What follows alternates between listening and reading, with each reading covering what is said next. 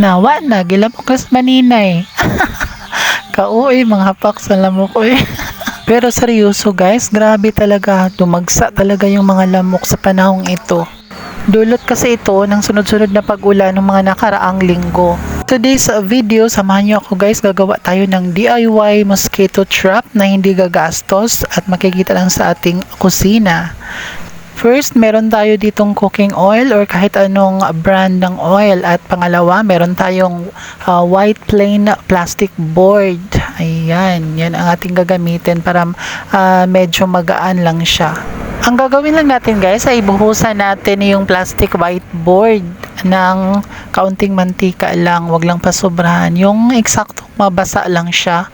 At ngayon ay atin siyang ikakalat natin siya buong board.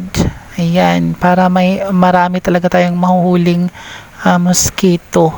Naalala ko tuloy nung kabataan namin, ito ang aming ginagawa panghuli ng mosquito kasi hindi namin afford dati yung mga mosquito repellent gaya ng Katol or Mapa mosquito spray man. Kaya ito ang kadalasan namin ginagawa dati. Naalala ko pa yung ginamit namin, yung sartén na platong bandihado ang ginamit namin na puti. At nilalagyan pa nga namin yun ng mantika ng baboy kasi hindi kami maka-afford ng cooking oil.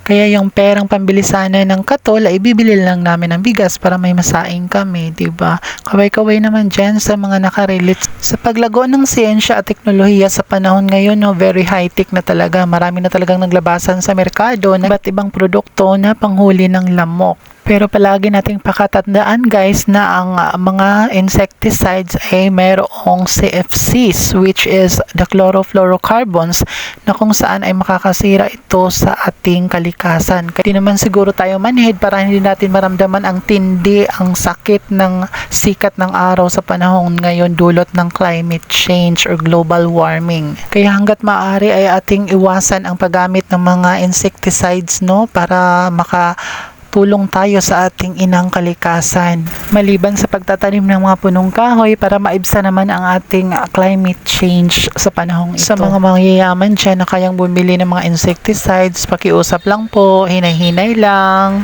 Kung ikaw naman kasi ay mayroong pusong makakalikasan, ay maiwasan mo talaga ang paggamit ng mga chemicals sa inyong environment. Huwag naman sanang darating sa punto, no, na gagamitin natin ang ating pera para makagawa ng mga bagay-bagay na hindi natin namamalayan na nakakasira na pala tayo ng ating inang kalikasan. Matuto sana tayong mahalin ito at pahalagahan hanggat tayo ay nabubuhay pa sa mundong ito kasi alam natin, hiram lang ang lahat. Yan ang pagpapahiram sa atin ni Lord ng ating buhay. Kaya matuto tayong alagaan ito para lumago at nasa mabuting kalagayan. Marami na po silang sumisira sa ating kalikasan ngayon, no? Kaya huwag na tayong dumagdag pa. Kaya para maibalik natin ang tamang takbo ng ating panahon ngayon, so alam na natin, simulan na natin sa ating sarili. Huwag na nating antayin pa na mawala na talaga ng tuluyan ng ozone layer. Alam pa, sobrang nipis ng ozone layer ngayon, kaya tayo nakaranas ng tindi ng sikat ng araw. Kaya kung may maliit na problema ka lang sa bahay,